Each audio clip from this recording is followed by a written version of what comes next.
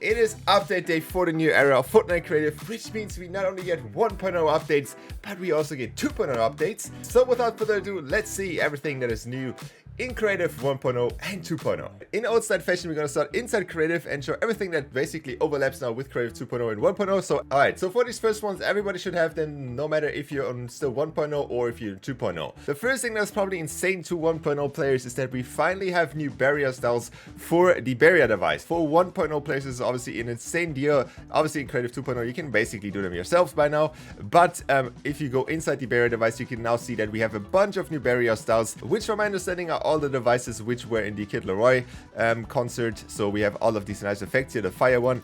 But the biggest one probably for 1.0 players is that we finally have actual skies inside Creative 1.0. So you should be able to use them just normally fine. I just checked it out in 1.0. We have a more light sky. We have like a little bit more grayer one, and then this one is definitely a more like rainy day, I would say. But overall, this is obviously a very cool thing, especially for 1.0 players, that we finally have these styles inside the barrier. Since this is the Easter update, we obviously also got the egg launcher. This is obviously not really a new device or a new gun or something, but obviously it is pretty cool that we have this now in Creative. I'm not sure why we didn't have it before, but yeah, we can pick it out. It is obviously the same thing as basically the snowball launcher. You can launch an egg and it then explodes, but these two I'm pretty sure are completely new, and these are the hop egg and the heal egg, and yeah, they basically do what they say. The one lets you hop, kind of like the hop stone, and the other one is basically a heal. So if we eat this quickly, we have the hop stone effect. Alright, so the next thing that I would assume is in the Easter update is the wildlife spawner has a new animal, which is the spring chicken. And if you're wondering what is so special about these, they basically lay eggs. Yeah, that is basically very interesting. But obviously, if you're looking for something like this, it is obviously very cool. Alright, so the next big thing on the list is the new car that we have, and this is basically a normal car as all the other ones. It is called the Nitro Drifter, and as the name suggests, it has the special ability to crank some pretty decent drifts, gives you a little boost. So from my understanding, this is basically the same thing as the old all-terrain kart, the one which had the bouncy roof, which was like one of the first vehicles in Fortnite ever.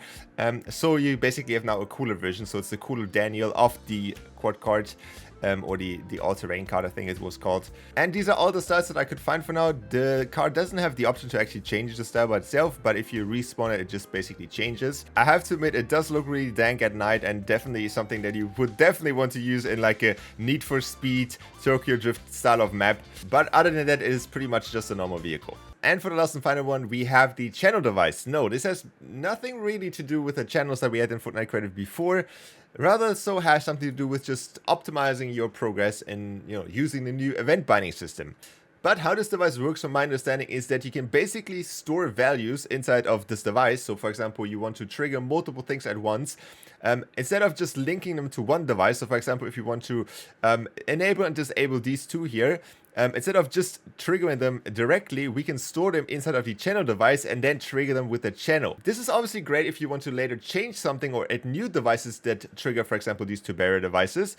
You can simply do that by doing it inside the channel system instead of having to go into every single device and having to just re-put the input that you want to put in. For example, this trigger is linked up to this channel device. So if I jump on this trigger, I send a signal to this device here, so the new channel device. So you can see that right here. So this one right here is getting disabled, and this one here is getting enabled. So in-game, this looks a little bit something like this, but this is obviously nothing new. You need the channel device to do this. This would work normally fine. But let's say I want to add a second input to do the same action. First of all, I had to take out the device, then I had to go into the device, and now I had to go basically into all of the options that I want to enable or disable. So for example, I want to turn on, and then I want to go to the barrier device, and then want to turn the barrier device on, and I had to do that with every single barrier device that I have. From this point, you can basically just do the same thing here. Just go here, select the channel option. We're going to transmit to the channel, and instead of having to change every single barrier device, since this channel device is already linked up, we can just go in here. You can see that the trigger is already linked up, and we do not have to change anything anymore.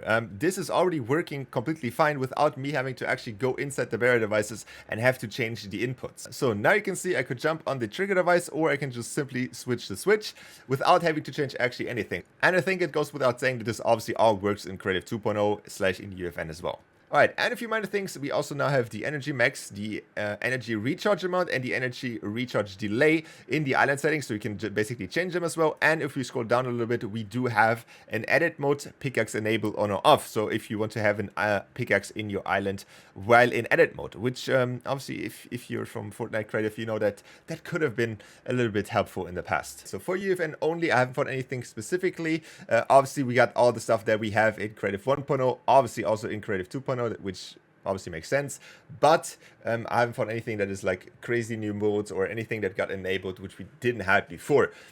I would assume it was probably a lot of bug fixes, which we do not have any patch notes yet on which one got fixed and which one didn't.